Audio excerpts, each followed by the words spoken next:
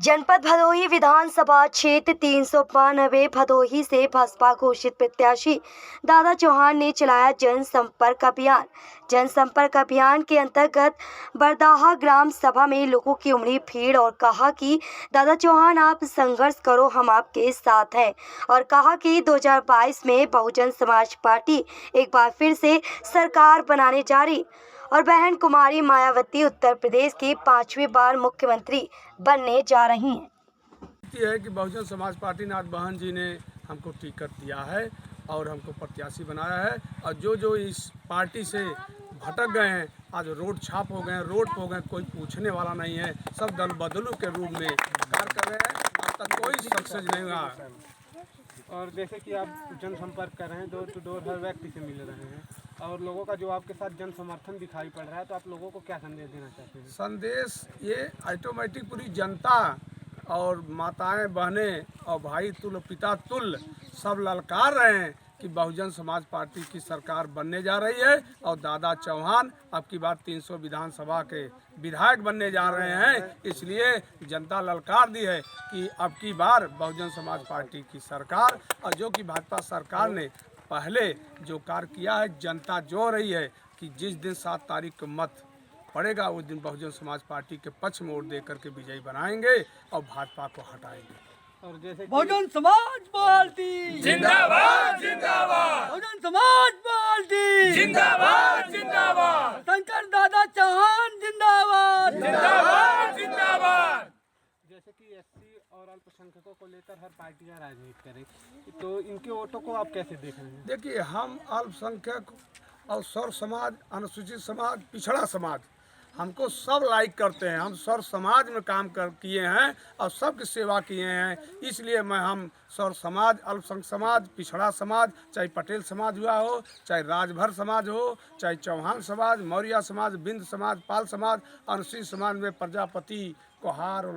हम लोग नवयुवक शुरू से ही बहन जी को देखते चले आए, आइडियल मानते चले आए, आदर्श मानते चले आए हैं।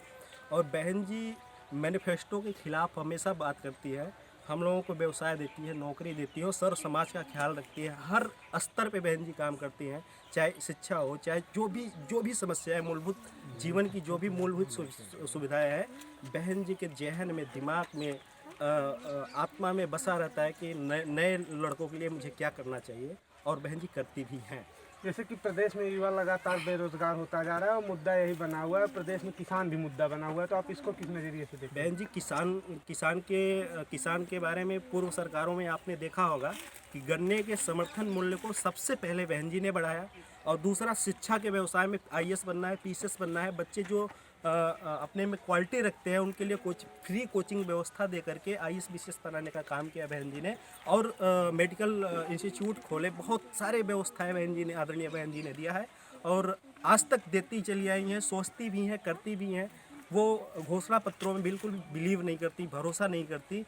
नए नवयुवक को ऊर्जावान बनाना चाहती है, उनको आगे ले जाना चाहती है, उनको एक नया प्लेटफॉर्म देना चाहती है, उनको व्यवसाय देना चाहती है।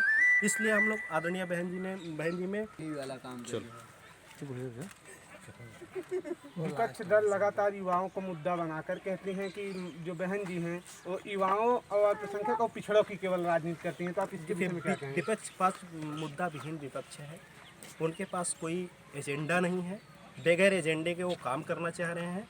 बहन जी एजेंडा पहले बनाती है, काम उसको घोषणा पत्र में नहीं लाती हैं। अपने काम करने का तरीका, नज़रिया उनका बहुत स्पष्ट रहता है। वो जहाँ भी जो भी काम करती हैं स्पष्ट करती हैं, उसमें कोई, चाहे आप उनके ही ज़माने से शिक्षक भर्ती निकली और उन्होंने पूरा उसको किया, हर हाल में वहाँ से जब चलाया। ये जब सरकारें बदल गई, चेंज हो गई, तो ये चीज़ें बदलती यहाँ तक पहुँच गई हैं। लेकिन आदरणीय बहन जी ने आप बैकलॉग की भर्ती निकालकर लोगों को इतना नौकरी दिया, एक जाति विशेष को कोई तवज्जो नहीं दिया। आदरणीय बहन जी ने सर्व समाज को सम्मान दिया, सर्व समाज को नौकरी दिया, सर्व समाज के साथ खड़ी रहीं। आदरणीय बहन जी हमारी बहुत ही अच्छी और उच्च विचार की नेता है। इसलिए युवा उनके साथ जिस तरीके से जुड़ा हुआ है, वो उसमें कतई संकोच नहीं है कि